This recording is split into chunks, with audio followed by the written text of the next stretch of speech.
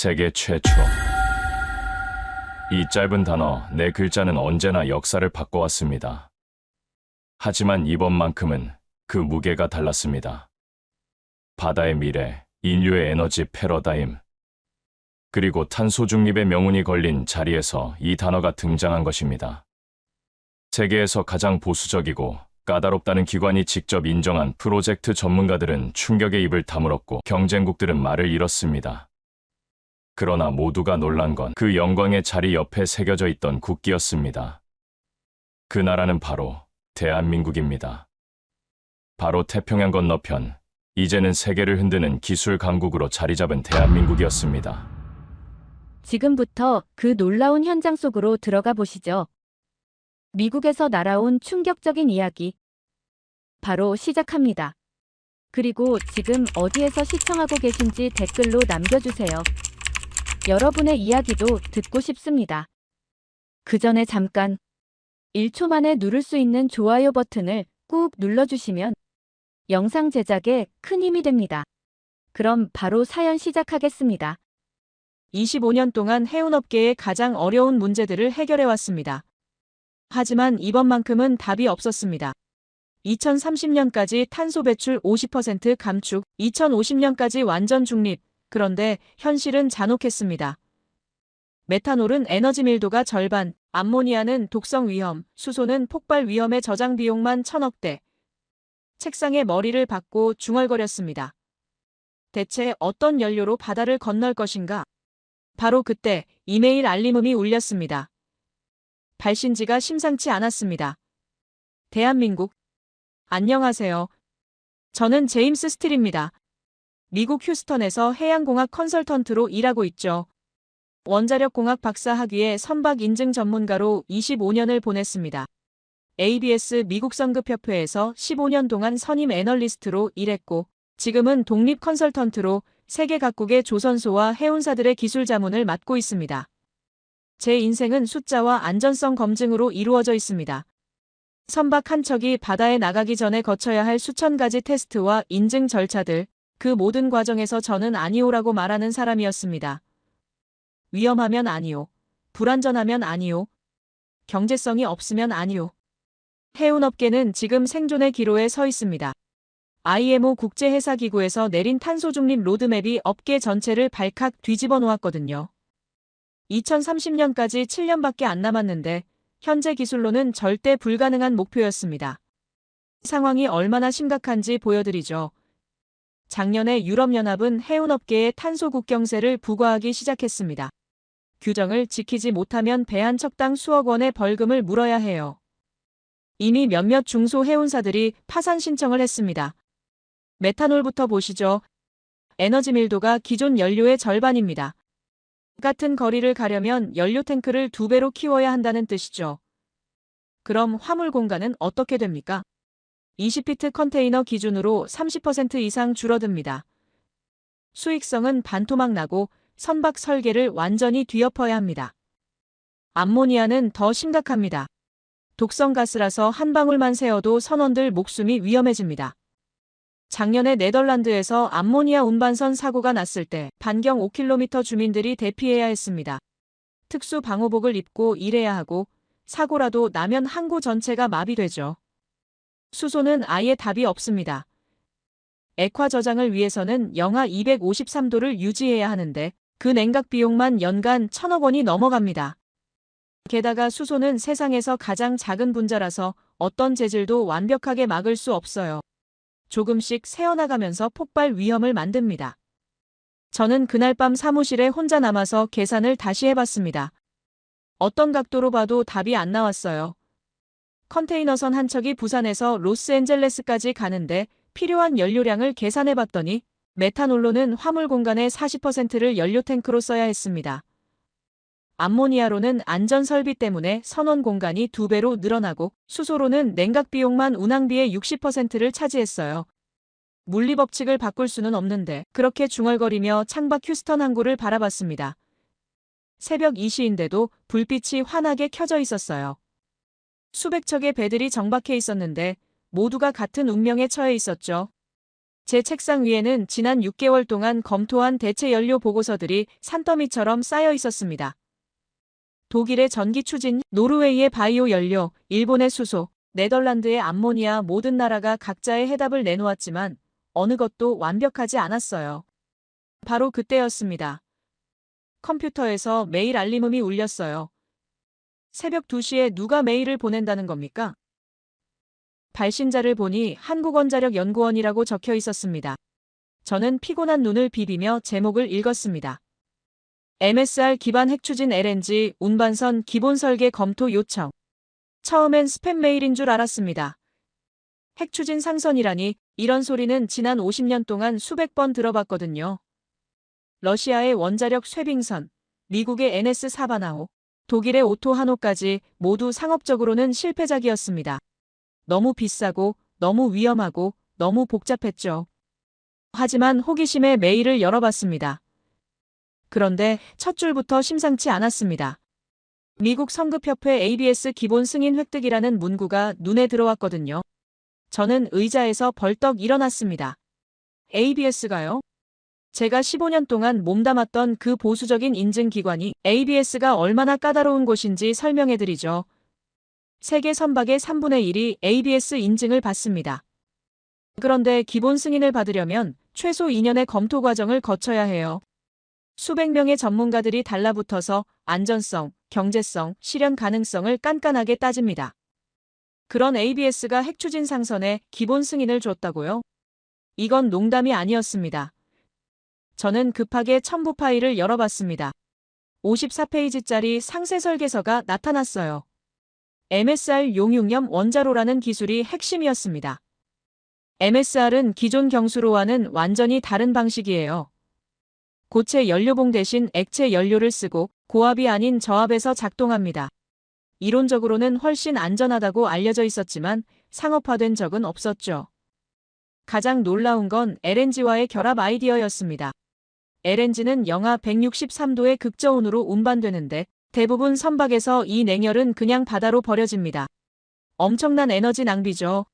하지만 한국 연구진은 완전히 다른 접근을 했습니다.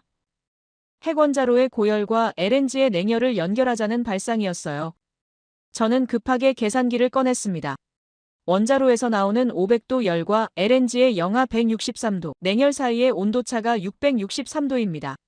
이론적으로 카르노 효율이 80%를 넘어갑니다. 그래프를 그려보니 두 시스템이 완벽하게 보완되면서 전체 효율이 폭발적으로 상승하는 지점이 있었습니다. 이건 가능할지도 모른다. 저는 속으로 중얼거렸습니다. 하지만 의심이 먼저 들었죠. 25년 경력의 전문가로서 저는 본능적으로 회의적이었습니다. 안전성은 어떻습니까? 원자로를 바다 위에 띄운다는 건 상상만 해도 아찔한 일이거든요. 그런데 설계서를 자세히 보니 놀라웠습니다. 기존 해상 원자로의 문제점들을 새로운 방식으로 해결하고 있었어요.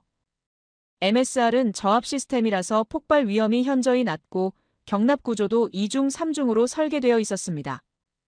특히 인상적인 건 수동 안전 시스템이었습니다. 전력이 완전히 차단돼도 중력과 자연, 대류만으로 원자로가 안전하게 정지되도록 설계되어 있었어요. 바다는 저압 시스템을 좋아한다. 저는 노트에 그렇게 적었습니다. 더 놀라운 건 운영 측면의 고려였습니다. LNG 운반선은 특성상 대도시, 항만에 거의 들어가지 않습니다. 폭발 위험 때문에 대부분 외곽의 전용 터미널에서만 하역하죠. 이게 핵추진 선박의 사회적 수용성 측면에서는 엄청난 장점이었습니다. 저는 시계를 봤습니다. 새벽 4시가 넘어 있었어요. 하지만 잠이 오지 않았습니다.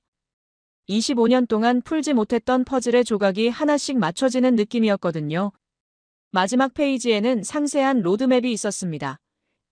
10년 계획으로 2025년 상세 설계 완료, 2027년 시제품 제작, 2029년 해상 테스트, 2032년 상업 운항 시작까지의 단계별 일정이 나와 있었어요.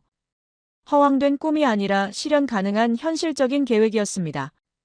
저는 의자에 등을 기대고 천장을 바라봤습니다. 이 문서가 거짓이면 내 커리어가 가벼워진다. 하지만 ABS의 공식 도장이 찍힌 문서였습니다. 이건 단순한 아이디어가 아니라 실현 가능성을 공식 인증받은 기술이었어요. 그 순간 저는 깨달았습니다. 해운업계의 탄소 중립 딜레마에 균열이 생겼다는 것을, 그리고 그 균열이 예상치 못한 곳에서 시작됐다는 것을, 바로 대한민국에서 말입니다. 그날 밤 잠을 이룰 수 없었습니다. 한국에서 온 그 문서가 머릿속을 떠나지 않았거든요. 새벽 6시에 일어나서 첫 번째로 한 일은 MSR 기술에 대한 추가 자료를 찾는 것이었습니다. 용융염 원자로 이 기술이 정말 상업용 선박에 적용될 수 있는 건지 확인해야 했어요. 저는 대학 시절 교수님이었던 MIT의 로널드 발라스 박사에게 전화를 걸었습니다. 그분은 MSR 분야의 세계적 권위자거든요.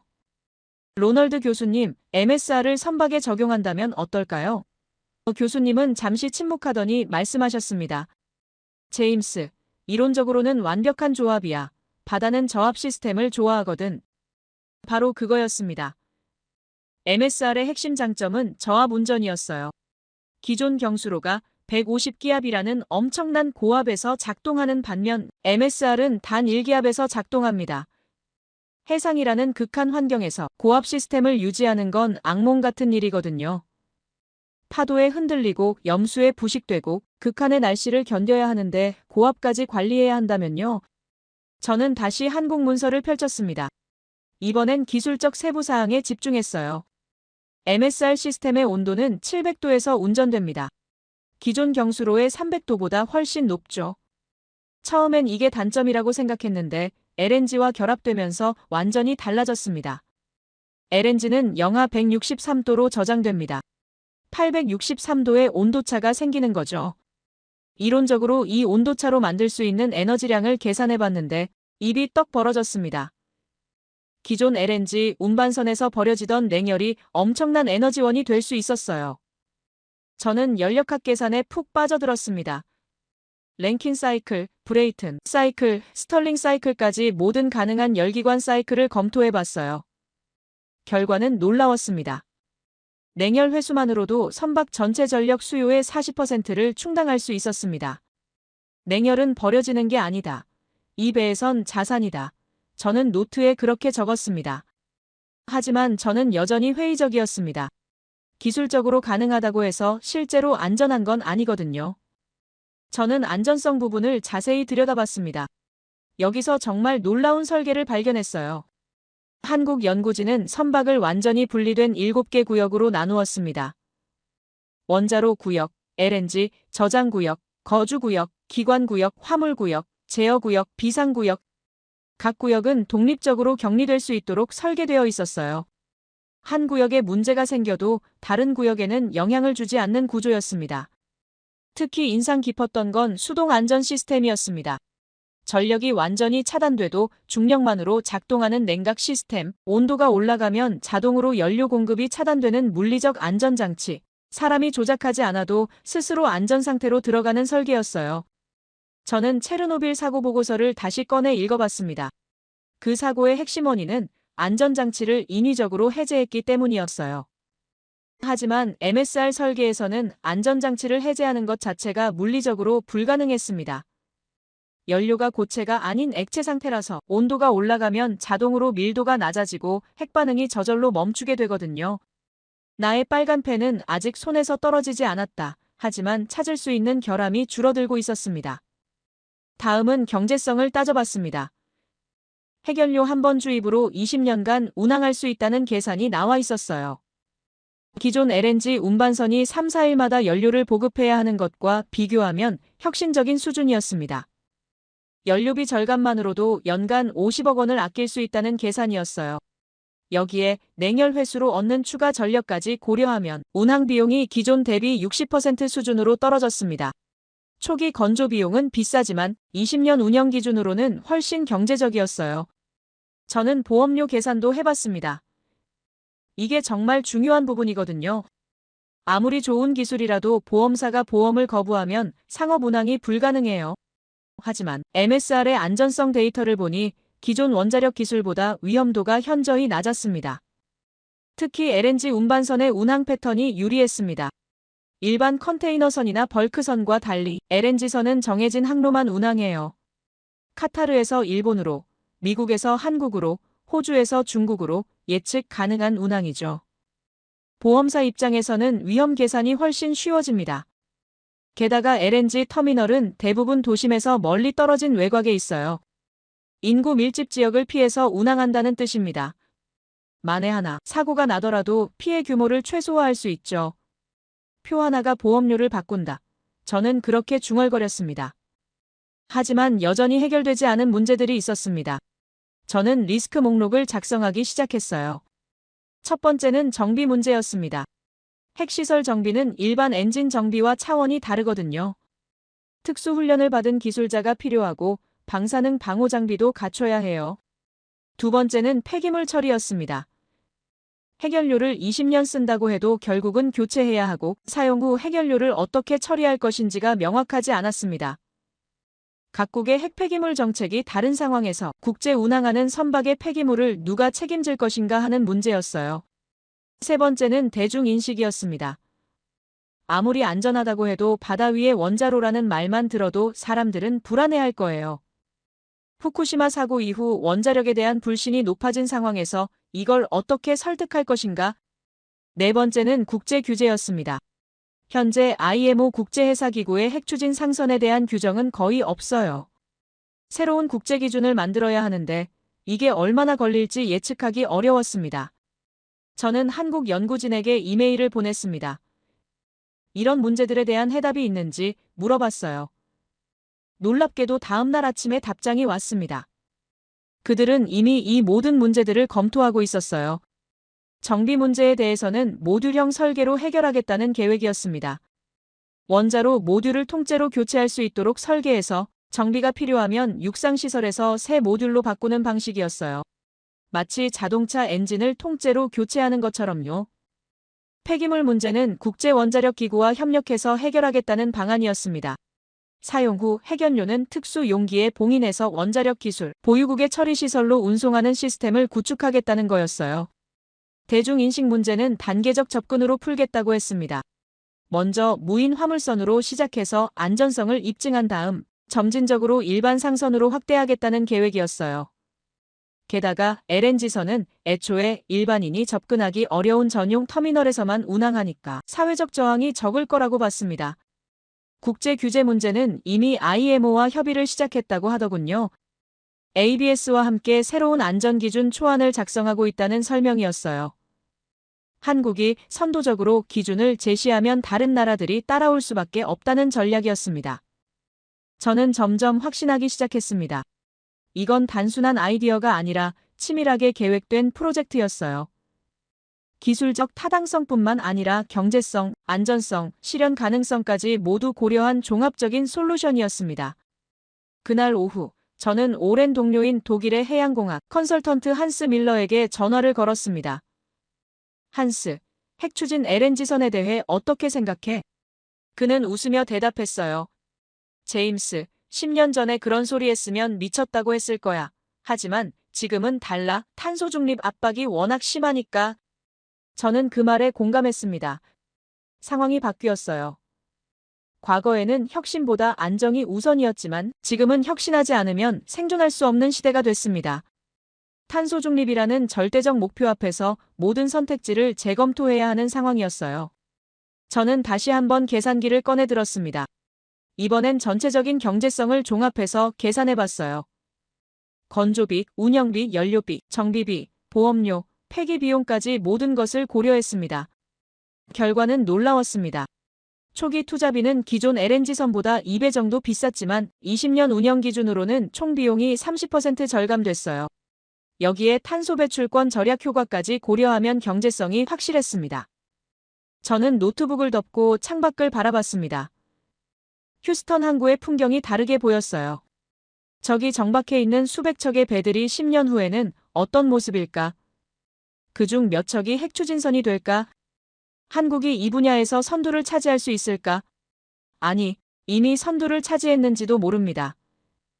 ABS 승인을 받았다는 것 자체가 세계 최초 기록이니까요. 저는 스마트폰을 꺼내 한국 연구진의 이메일 주소를 찾았습니다. 이제 직접 만나서 이야기할 때가 됐다고 생각했거든요. 문서만으로는 한계가 있어요. 실제 연구 현장을 보고 연구진들과 직접 대화해야 진짜 실력을 판단할 수 있습니다. 일주일 후 저는 휴스턴에 있는 ABS 본사 회의실에 앉아 있었습니다. 한국 프로젝트에 대한 공식 브리핑이 있다고 해서 참석한 거였어요. 회의실에는 저를 포함해서 15명의 선박 인증 전문가들이 모여 있었습니다. ABS 기술 책임자인 마크 존슨이 일어나서 말했습니다. 오늘은 한국원자력연구원과 삼성중공업이 공동 제출한 MSR 기반 핵추진 LNG 운반선에 대한 기본 승인건을 검토하겠습니다. 그는 두꺼운 파일을 펼치며 계속했어요. 승인 조건을 낭독하겠습니다. 첫째, 원자로 안전개통 이중화 완료. 둘째, 경납용기 압력 테스트 통과. 셋째, 비상 냉각 시스템 검증 완료. 넷째, 선원 안전 매뉴얼 승인. 다섯째, 환경 영향평가서 제출. 조건들이 하나씩 읽혀질 때마다 저는 고개를 끄덕였습니다. 까다로운 조건들이었지만 모두 충족 가능한 수준이었어요. 마크가 마지막 조건을 읽었습니다. 여섯째, 10년 내 상업 운항 실증 완료. 그리고 파일을 덮으며 말했습니다. 조건부라도 문을 열었습니다. 회의실이 잠시 조용해졌습니다. 그때까지만 해도 대부분의 동료들이 반신반의했거든요. 하지만 공식 조건이 발표되자 분위기가 달라졌어요. 이건 농담이 아니라 현실이었습니다. 회의가 끝나고 저는 마크에게 따로 물어봤습니다. 정말 승인을 준 건가요? 그는 진지한 표정으로 대답했어요. 제임스, 우리가 장난으로 도장을 찍겠소. 기술적으로 충분히 검토했고 안전성도 확인했어요. 물론 조건부지만 승인은 승인이요. 그날 오후 국제해운 뉴스가 터져나왔습니다. 세계 최초 핵추진 상선 ABS 승인, 한국, 탄소중립 해운선도, 게임 체인저의 등장 같은 헤드라인들이 쏟아졌어요. 저는 뉴스를 보면서 생각했습니다. 언론의 환호보다 조건표가 더 컸다. 하지만 업계 내부 반응은 달랐습니다. 다음 날 아침 제 이메일함에는 동료들의 메시지가 쌓여 있었어요. 대부분 회의적인 내용이었습니다. 개념 승인 따위로 뭘 할 수 있겠어. 실제 운항까지는 10년도 더 걸릴 텐데 결국 경제성 때문에 무산될 거야. 특히 독일의 한 해양공학 컨설턴트는 노골적으로 비판했습니다. 제임스, 자네도 이런 허황된 꿈에 속고 있나? 핵추진 상선은 1960년대부터 시도됐지만 모두 실패했어. 이번도 마찬가지일 거야. 저는 그 메일을 읽으며 속으로 중얼거렸습니다. 회의로는 소음, 데이터는 신호. 저는 반박 근거를 정리하기 시작했습니다. 과거의 핵추진 상선 실패 사례들을 다시 분석해봤어요. NS 사바나호는 왜 실패했나? 기술적 문제가 아니라 경제성 때문이었습니다. 당시엔 석유가 너무 쌌거든요. 배럴당 $3였으니 핵추진을 쓸 이유가 없었죠. 오토하노는 어땠나? 독일 정부가 정치적 이유로 프로젝트를 중단했습니다. 기술적으로는 성공했어요.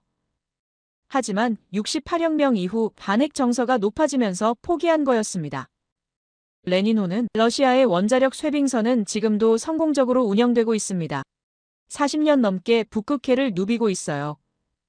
기술적으로는 충분히 입증된 거죠. 지금은 상황이 완전히 다릅니다. 탄소 중립이라는 절대적 목표가 있고 기존 연료들의 한계가 명확해졌어요. 무엇보다 MSR이라는 새로운 기술이 과거의 문제점들을 해결했습니다. 저는 동료들에게 회신을 보냈습니다. 개념 승인, 그 조항들을 읽어봤나? ABS가 장난으로 6가지 조건을 달겠는가? 이건 실현 가능성을 인정했다는 뜻이다. 며칠 후 한국 연구진에서 추가 자료가 도착했습니다. 그들의 대응이 인상적이었어요. 비판에 대해 감정적으로 반응하는 대신 데이터로 답했습니다. 상세한 로드맵과 추가 시험 계획이 들어있었어요. 2025년 상세 설계 완료, 2026년 육상 시험용 원자로 가동, 2027년 시험선 건조 시작, 2028년 해상 시험 개시, 2030년 상업 운항 준비 완료. 로드맵은 숫자로 말하고 있었습니다. 허황된 꿈이 아니라 구체적인 계획이었어요. 특히 인상 깊었던 건 리스크 관리 방안이었습니다. 그들은 프로젝트의 모든 위험 요소를 나열하고 각각에 대한 대응책을 제시했어요. 기술적 위험, 경제적 위험, 정치적 위험, 사회적 위험까지 빠뜨리지 않고 분석했습니다. 예를 들어 기술적 위험의 경우 원자로 핵심 부품 3개 업체에서 공급받아 리스크를 분산시키고 각 부품별로 백업 시스템을 준비한다는 계획이었어요. 경제적 위험에 대해서는 초기 투자를 3단계로 나누어 단계별로 성과를 검증한 후 다음 단계로 진행한다는 방안이었습니다. 저는 문서를 읽으며 고개를 끄덕였습니다. 한국은 박수가 아닌 다음 과제표를 내밀었다. 이런 철저한 준비를 보니 이들이 얼마나 진지한지 알 수 있었어요. 그날 저녁, 저는 오랜 친구인 일본의 선박 설계자 다나카 씨와 화상통화를 했습니다. 다나카 상 한국의 핵추진선 프로젝트에 대해 어떻게 생각하십니까? 그는 잠시 생각하더니 대답했어요. 제임스 상 한국 사람들의 추진력은 무시할 수 없어요. 조선업에서 우리를 앞선 것처럼 이번에도 해낼지 모릅니다. 저는 그 말에 공감했습니다. 1970년대만 해도 한국 조선업은 일본의 하청업체 수준이었어요. 하지만 지금은 어떻습니까? 세계 1위 조선 강국이 됐잖아요. 현대중공업, 삼성중공업, 대우조선해양이 세계 시장을 장악하고 있습니다. 핵기술도 마찬가지였어요. 1970년대에 미국과 프랑스에서 기술을 도입했지만 지금은 독자적인 원자로 기술을 개발해서 UAE에 수출하는 수준까지 올라왔어요.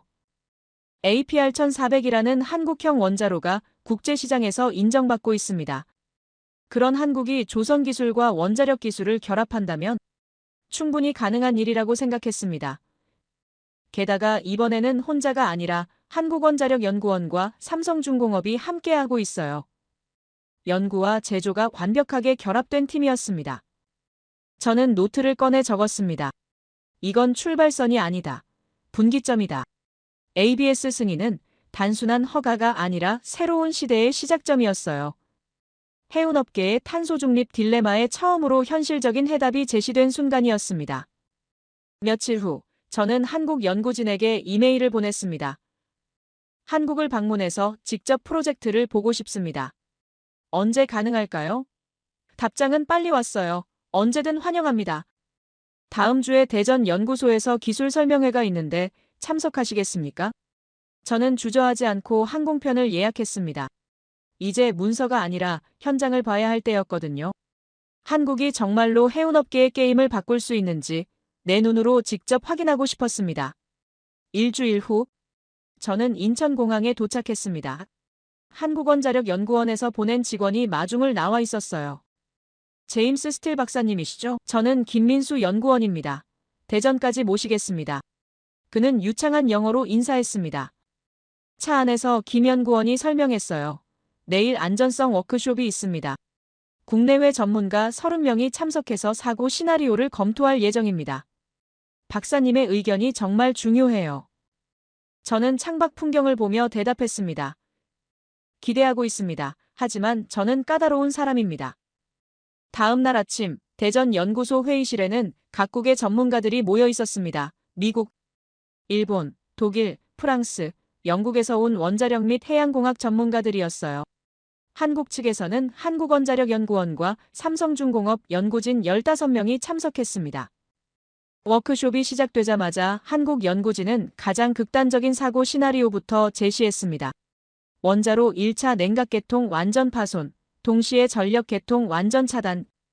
여기에 경납용기 균열까지 발생한다면 일반적으로는 이런 극한 상황을 가정하지 않는데 처음부터 최악을 상정하고 시작하는 게 인상적이었어요. 저는 손을 들었습니다. 이런 상황에서 수동 안전 시스템이 정말 작동할까요?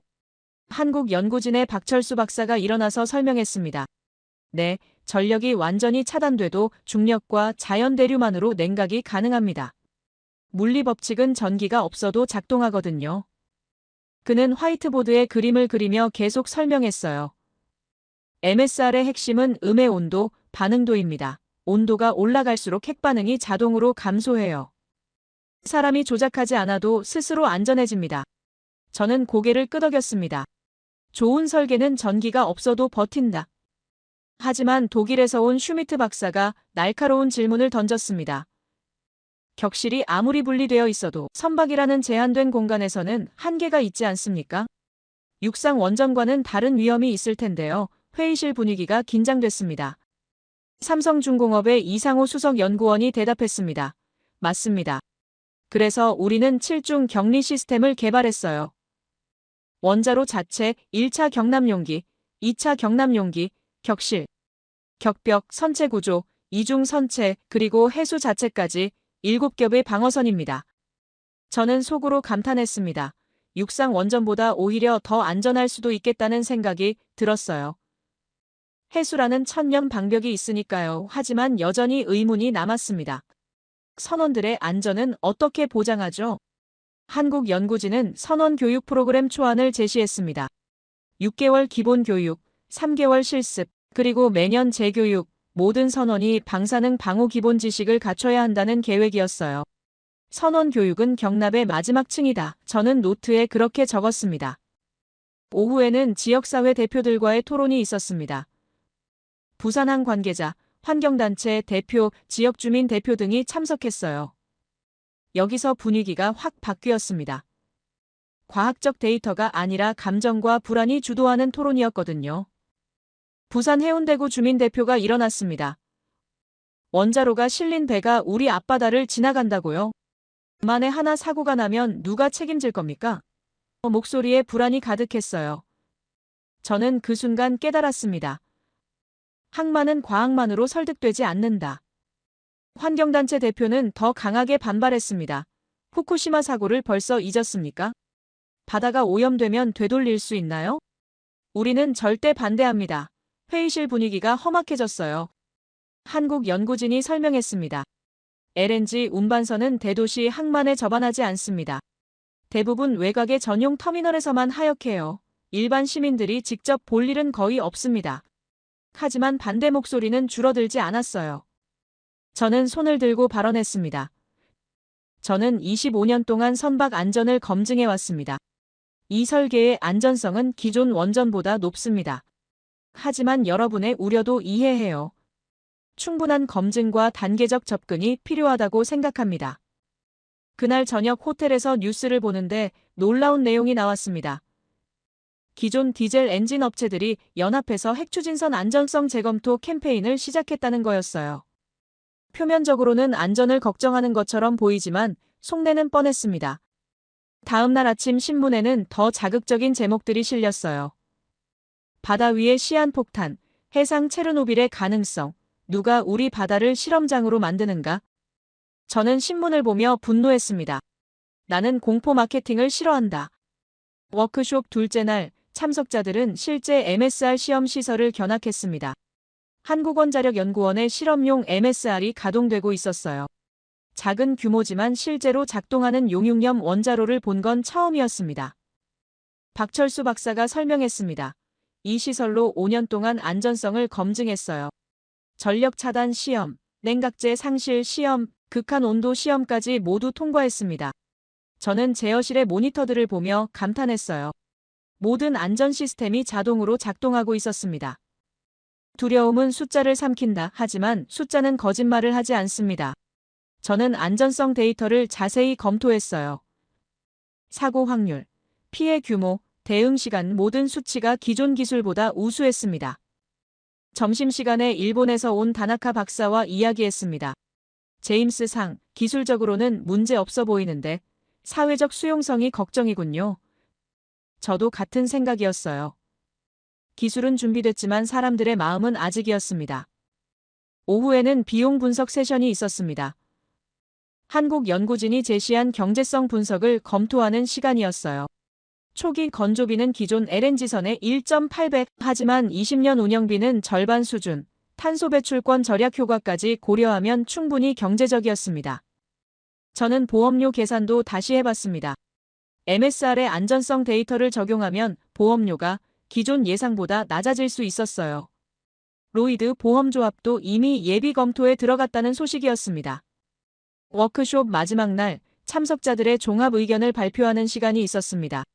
대부분 기술적으로는 인정했지만 사회적 수용성에 대해서는 우려를 표했어요. 저는 마지막에 발언했습니다. 저는 회의론자입니다. 하지만 이번만큼은 인정할 수밖에 없어요. 기술적 완성도가 높고 안전성도 충분히 검증됐습니다. 문제는 사람들의 인식이에요. 그러나 그것도 시간이 해결할 거라고 봅니다. 공항으로 가는 차 안에서 김민수 연구원이 물었습니다. 박사님, 어떻게 생각하세요? 저는 잠시 생각하다가 대답했어요. 기술은 준비됐어요. 이제 용기의 문제입니다. 한국에서 돌아온 지 일주일 후, 제 이메일함에 놀라운 소식이 도착했습니다. 삼성중공업에서 보낸 모형 시험 결과 보고서였어요. MSR, LNG 통합 시스템 성능 검증 완료라는 제목이 눈에 들어왔습니다. 저는 급하게 첨부 파일을 열어봤습니다. 54페이지에 달하는 상세한 시험 데이터가 들어있었어요. 첫 번째 그래프를 보는 순간 눈이 휘둥그레졌습니다. 열효율이 예상치보다 7% 더 높게 나온 거였어요. 원래 계획에서는 전체 시스템 효율을 45%로 예상했는데 실제 시험에서는 52%가 나왔습니다. 이건 기존 디젤 엔진의 40%보다 월등히 높은 수치였어요. MSR과 LNG 냉열 회수 시스템이 예상보다 완벽하게 맞물렸다는 증거였습니다. 저는 계산기를 꺼내 연료비 절감 효과를 다시 계산해봤습니다. 7% 효율 개선이 연간 운영비에 미치는 영향을 보니 놀라웠어요. 연간 80억 원의 추가 절감 효과가 있었습니다. 숫자들이 서로를 증언한다. 저는 속으로 중얼거렸습니다. 두 번째 그래프는 소음과 진동 측정 결과였습니다. 이것도 예상을 뛰어넘었어요. 기존 디젤 엔진이 85데시벨의 소음을 내는 반면 MSR 시스템은 65데시벨에 불과했습니다. 도서관 수준의 조용함이었죠. 진동도 마찬가지였습니다. 기존 엔진의 진동이 0.8G인데 MSR은 0.3G였어요. 이건 단순히 조용한 게 아니라 선원들의 작업 환경이 완전히 달라진다는 의미였습니다. 24시간 바다 위에서 생활하는 선원들에게 소음과 진동은 스트레스의 주요 원인이거든요. 저는 과거에 컨설팅했던 노르웨이 해운사의 선장 얘기가 떠올랐습니다. 제임스, 엔진룸에서 30분만 있어봐요. 귀가 멍해져서 말을 제대로 할 수 없어요. 하지만 MSR 시스템에서는 그런 문제가 없을 것 같았습니다. 편안한 배는 안전한 배다. 저는 노트에 그렇게 적었습니다. 세 번째 데이터가 가장 중요했습니다. 정시 운항 시뮬레이션 결과였어요. 기존 디젤 엔진은 연료 보급과 정비 때문에 항해 일정에 여유를 둬야 합니다. 하지만 MSR은 20년간 연료 보급이 필요 없어서 정시성이 크게 향상됐어요. 부산에서 로스앤젤레스까지 15일 항해에서 기존 선박은 평균 16.5일이 걸리는데 MSR 선박은 정확히 15일에 도착할 수 있다는 계산이었습니다. 1.5일 단축이 별거 아닌 것 같지만 해운업계에서는 엄청난 차이예요. 화주들은 정시성을 돈으로 계산합니다. 하루 늦으면 지연 페널티를 물어야 하고 하루빨리 도착하면 조기 인센티브를 받아요. 연간 100항차를 운항하는 선박이라면 정시성 개선만으로도 연간 50억 원의 추가 수익을 얻을 수 있었습니다. 정시성은 해운의 언어다. 저는 흥분해서 중얼거렸습니다. 이제 경제성 계산이 완전히 바뀌었어요. 초기 건조비가 비싸도 운영 단계에서 충분히 회수할 수 있다는 확신이 들었습니다. 그날 오후 휴스턴에 있는 동료들과 화상회의를 했습니다. 한국 시험 결과를 공유하는 자리였어요. 하지만 반응이 예상과 달랐습니다. 여전히 회의적인 목소리가 많았어요. 제임스, 모형 시험과 실제 운항은 다르지 않나? 아무리 좋아도 사회적 수용성 문제는 어떻게 할 건가? 보험사들이 정말 보험을 써줄까? 같은 질문들이 쏟아졌습니다. 하지만 저는 확신이 있었어요. 숫자가 말해주고 있었거든요. 여러분, 데이터를 보세요. 효율 52%, 소음 65데시벨, 정시성 100%. 이런 수치들이 거짓말을 할까요? 저는 조금 흥분해서 말했습니다. 그때까지 가장 강하게 반대했던 독일의 슈미트 박사가 침묵했습니다.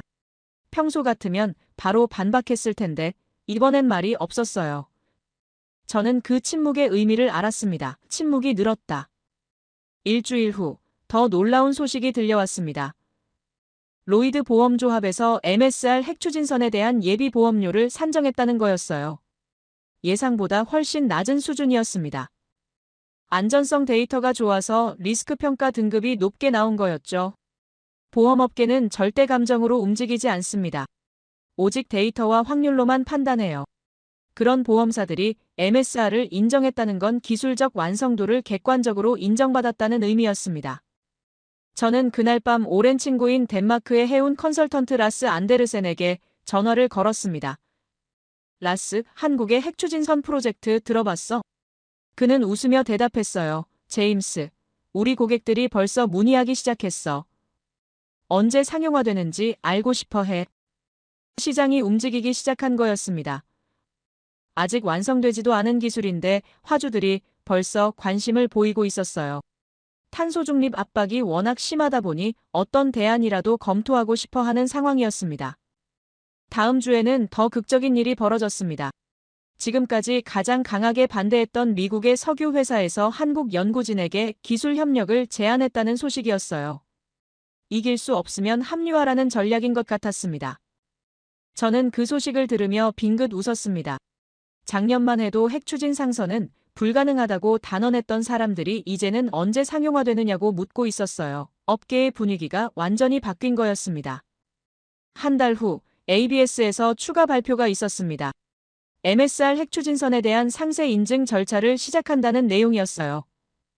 기본 승인에서 한 단계 더 나아간 거였죠. 마크 존슨 기술 책임자는 기술적 완성도가 예상보다 높아서 일정을 앞당긴다고 설명했습니다.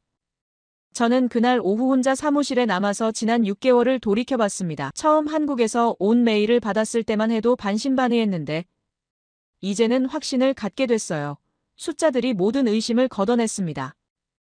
효율성, 안전성, 경제성, 정시성 모든 면에서 기존 기술을 뛰어넘는 결과가 나왔어요. 게다가 보험사와 인증기관까지 인정했습니다. 이제 남은 건 실제 건조뿐이었어요. 저는 달력을 펼쳐놓고 한국연구진의 로드맵을 다시 확인했습니다. 2025년 상세 설계, 2027년 시험선 건조, 2029년 해상시험, 2032년 상업 운항, 이제 이 일정표가 꿈이 아니라 현실로 보였습니다. 이제 달력만 남았다. 저는 노트에 그렇게 적었습니다. 기술적 검증은 끝났어요. 이제는 시간과의 싸움이었습니다. 한국이 정말로 세계 최초 핵추진 상선을 만들 수 있을까? 저는 그럴 가능성이 높다고 봤습니다. 그날 밤 저는 한국연구진에게 메일을 보냈습니다. 축하합니다. 기술적 검증이 완료된 것 같아요. 이제 다음 단계가 기대됩니다. 다음 날 아침 답장이 왔어요. 제임스 박사님 함께 역사를 만들어요. 모든 것이 순조롭게 진행되는 것 같았지만 위기는 예상치 못한 곳에서 찾아왔습니다. 어느 월요일 아침 ABS에서 온 공문을 받은 순간 저는 한숨을 내쉬었어요. 추가 안전 조건 검토 요청서라는 제목이 적혀 있었습니다. 내용을 읽어보니 기가 막혔어요. 기존 6개 조건에 추가로 12개 항목을 더 검토하라는 거였습니다. 원자로 비상정지 시스템 3중화, 방사능 누출 감지 센서 100개소, 설치, 선원 대피 시뮬레이션 1000회 실시, 해상구조 전용 장비 개발, 조건들이 끝없이 이어졌어요. 저는 마크 존슨에게 전화를 걸었습니다. 마크, 이게 무슨 일이야? 갑자기 조건이 이렇게 늘어난 이유가 뭐지? 그는 곤란한 목소리로 대답했어요. 제임스, 위에서 내려온 지시야. 정치적 압력이 만만치 않아. 절차는 벽이 아니라 흐름 조절기다. 하지만 이번엔 달랐습니다. 누군가 의도적으로 절차를 복잡하게 만들고 있었어요. 저는 뒤에서 누가 움직이는지 알아보기 시작했습니다. 며칠 후 답이 나왔습니다. 워싱턴의 로비 회사에서 유출된 문서를 통해 알게 됐는데 기존 디젤 엔진 제조업체들이 연합을 만들어서 대대적인 반대 캠페인을 벌이고 있었어요. 해상안전연합이라는 그럴듯한 이름으로 위장했지만 실제로는 자신들의 이익을 지키려는 로비단체였습니다. 그들의 전략은 교묘했어요. 직접적으로 반대하지 않고 충분한 검증이 필요하다는 명분으로 절차를 복잡하게 만드는 거였습니다. 추가 조건을 계속 요구해서 시간을 끌고 그 사이에 자신들의 대안 기술을 개발하겠다는 계획이었어요. 더 악질적인 건 미디어 공작이었습니다. 갑자기 언론에 해상 체르노빌 가능성 같은 자극적인 기사들이 쏟아지기 시작했어요. 과학적 근거는 없고 공포만 조장하는 내용들이었습니다. 안전 미검증 핵선박, 과연 안전한가? 방사능 오염 우려, 전문가들 경고 같은 헤드라인들이 연일 등장했어요. 저는 이런 기사들을 보며 분노했습니다. 로비는 크고 데이터는 조용하다. 사실과 데이터는 지면 한 구석에 작게 실리는 반면 선정적인 헤드라인은 일면을 장식했어요. 일반 시민들이 무엇을 믿겠습니까? 한국 연구진도 당황하는 기색이 역력했습니다. 김민수 연구원에게서 온 이메일에는 걱정이 가득했어요. 제임스 박사님, 추가 조건들을 모두 충족하려면 2년은 더 걸릴 것 같습니다. 프로젝트 일정의 차질이 불가피해요. 하지만 한국팀의 대응은 의외였습니다. 며칠 후 그들은 기자회견을 열어서 모든 기술 데이터를 공개했어요. 안전성 시험 결과, 환경 영향평가, 경제성 분석까지 숨김없이 공개한 거였습니다. 데이터를 탁자 위에 올려라. 이런 투명한 접근이 오히려 신뢰를 높였어요. 삼성중공업의 이상호 수석 연구원은 기자회견에서 이렇게 말했습니다. 우리는 숨길 게 없습니다. 모든 데이터를 공개하고 전문가들의 검증을 받겠어요. 과학은 투명해야 한다고 믿습니다. 저는 그 말을 들으며 고개를 끄덕였어요. 한국팀은 여기서 그치지 않았습니다. 추가 안전 테스트 계획을 발표했어요. 요구된 조건보다 더 엄격한 기준으로 테스트하겠다는 거였습니다. 요구사항의 150% 수준으로 검증하겠다고 선언했습니다. 저는 그들의 전략이 똑똑하다고 생각했어요. 로비 세력이 안전성 부족을 공격 포인트로 삼고 있는 상황에서 오히려 더 높은 안전 기준을 스스로 제시한 거였습니다. 공격할 명분을 아예 없애버린 거죠. 그런데 더 큰 시험이 기다리고 있었습니다. 미국 상원에서 해상 원자력 안전성 청문회를 개최한다는 발표가 나온 거였어요. 표면적으로는 객관적인 검증을 위한 자리라고 했지만 실제로는 반대 세력들이 무대를 마련한 거였습니다. 청문회 일주일 전 저에게 증인 출석 요청이 왔습니다. 해양공학 분야 권위자로서 전문가 의견을 듣고 싶다는 내용이었어요. 저는 고민에 빠졌습니다. 이 자리에서 뭐라고 말해야 할까? 동료들은 만류했습니다. 제임스, 정치적인 자리야. 가지마.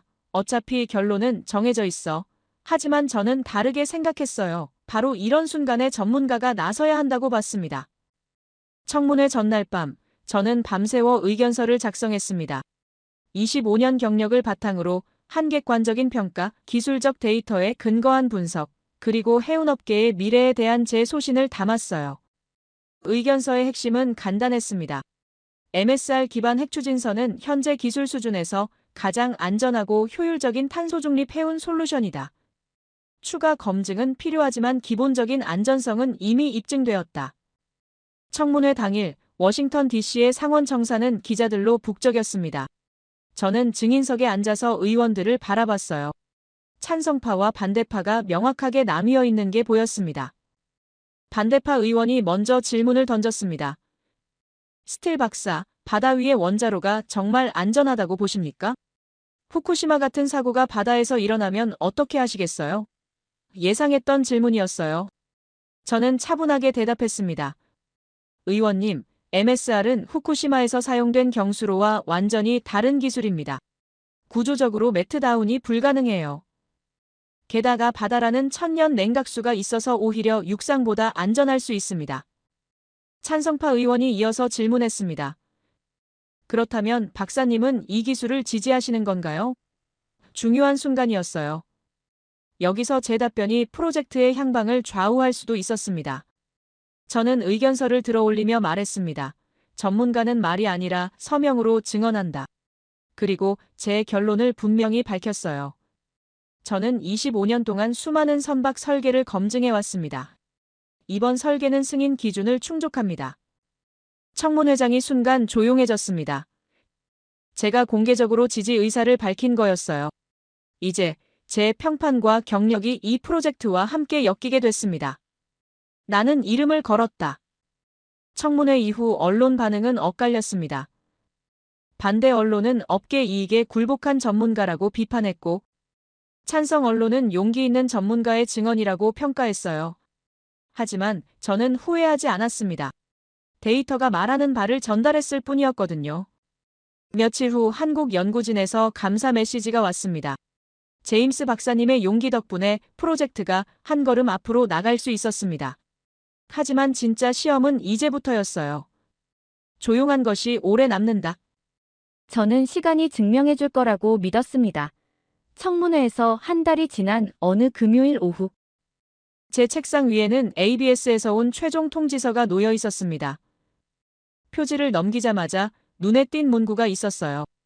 기본 승인 안정화 확정 통지서. 저는 잠시 숨을 멈췄습니다. 문서를 자세히 읽어보니 놀라웠어요. 그동안 12개나 되던 추가 조건들이 단 4개로 줄어들어 있었습니다. 한국 연구진이 제출한 추가 안전 데이터와 시험 결과가 대부분의 우려를 해소했다는 설명이었어요. 이제 조건표가 짧다. 저는 속으로 안도의 한숨을 내쉬었습니다. 바로 그때 전화가 울렸습니다. 네덜란드에서 걸려온 전화였어요. 제임스 로테르담 항만공사의 반대어 베르그입니다. 한국의 핵추진 LNG선 프로젝트에 대해 상담하고 싶어서요. 저는 웃음이 나왔습니다. 첫 번째는 운일 수 있어도 두 번째부터는 시스템입니다. 그 전화가 시작일 뿐이었어요. 다음 시간에는 싱가포르에서, 그 다음에는 카타르에서, 그리고 호주에서 연달아 전화가 걸려왔습니다. 모두 같은 질문이었죠. 한국 프로젝트에 참여할 수 있을까요? 기술 라이선싱은 어떻게 되나요? 상업 운항은 언제 시작하나요? 저는 전화를 받을 때마다 같은 생각을 했습니다. 전화벨은 시장 언어다. 문의가 표나 이메일로 오지 않고 직접 전화로 온다는 건 이 기술에 대한 관심이 진짜라는 증거였어요. 사람들이 정말 급해하고 있다는 뜻이었습니다. 일주일 사이에 제가 받은 문의만 25건이 넘었어요.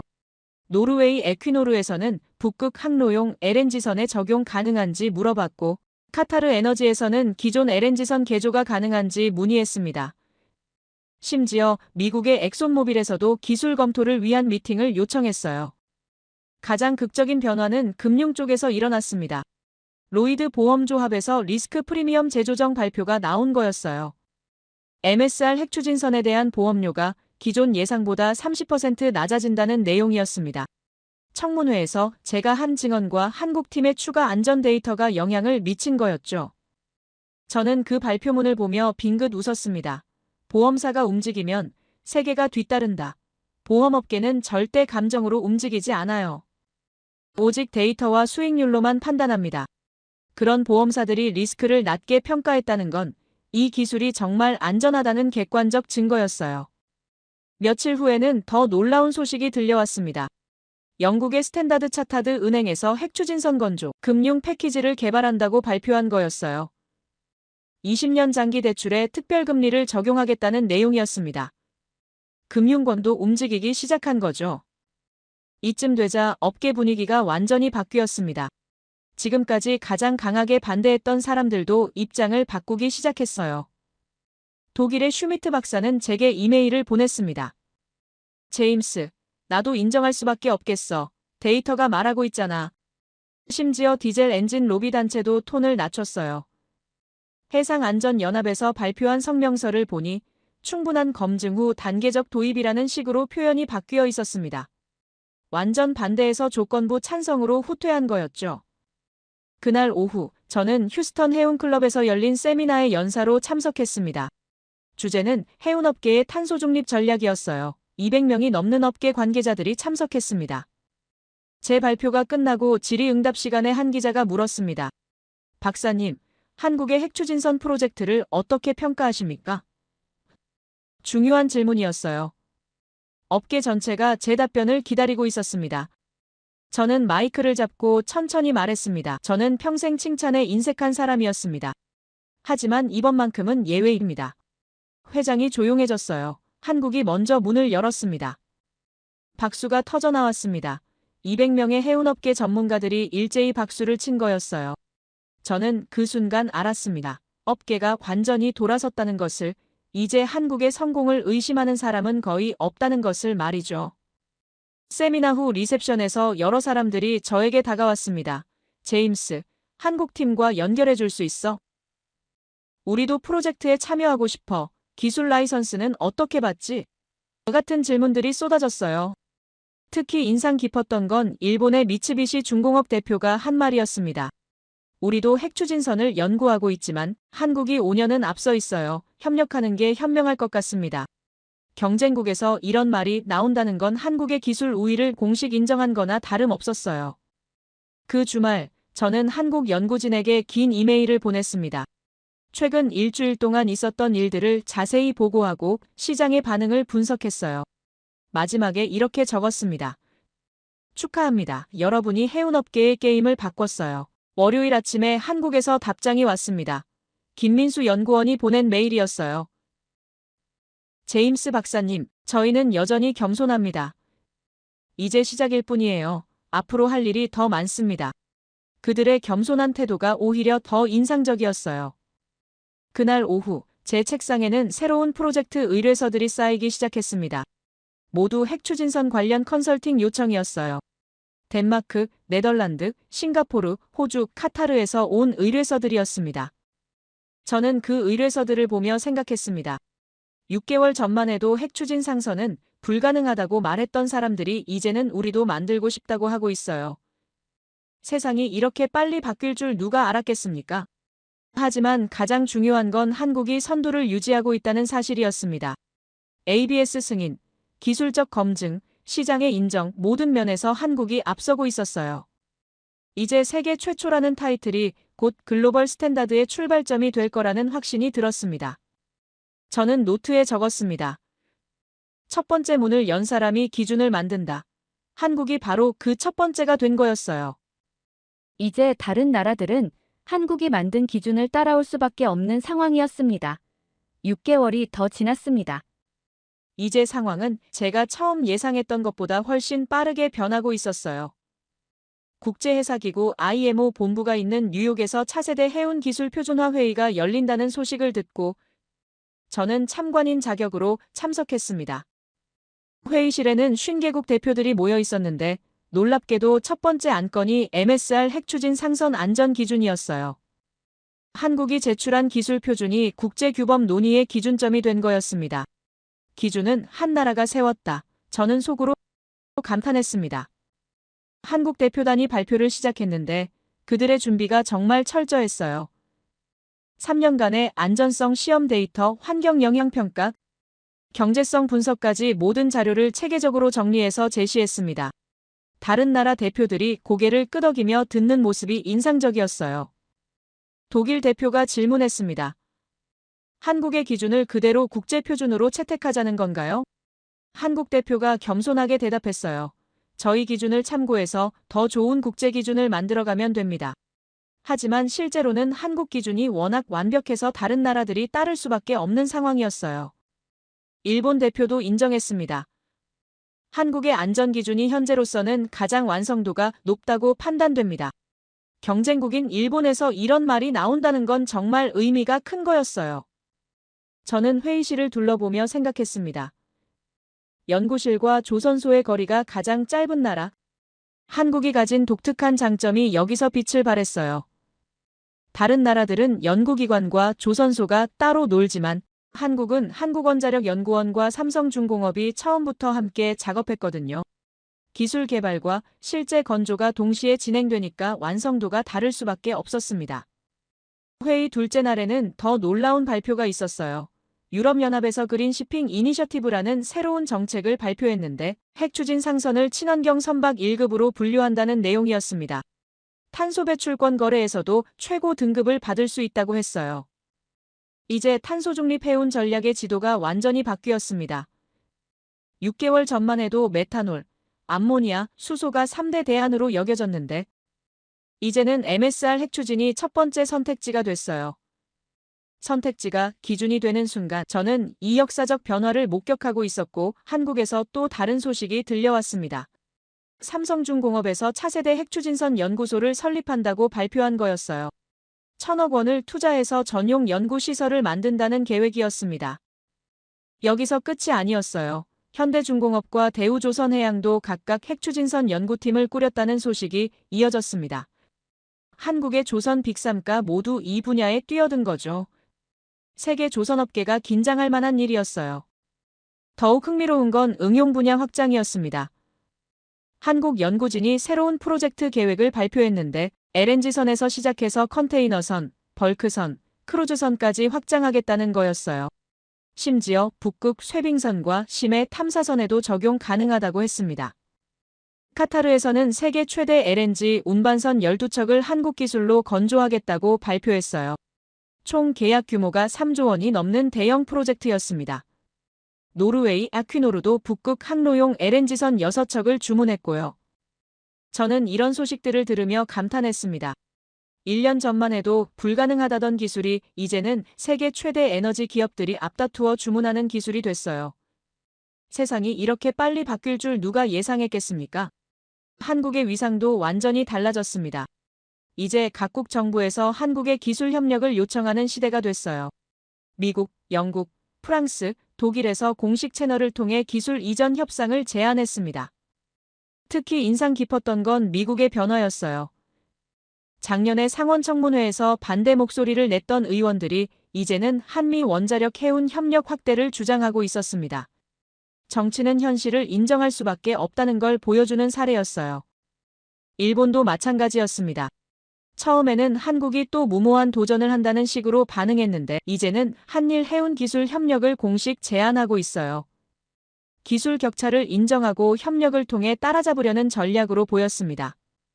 저는 이런 변화를 지켜보며 한국의 전략이 얼마나 탁월했는지 깨달았어요. 단순히 기술만 개발한 게 아니라 국제 표준을 선점하고 글로벌 공급망을 구축하고 외교적 영향력까지 확보한 거였습니다. 선도는 박수가 아니라 유지보수다. 한국은 이 원칙을 정확히 이해하고 있었어요. 첫 번째 성공에 안주하지 않고 계속해서 기술을 발전시키고 새로운 응용 분야를 개척하고 있었습니다. 며칠 전에는 한국에서 2030 해양 강국 비전을 발표했어요. MSR 핵추진선을 중심으로 한 차세대 조선업 육성 계획이었습니다.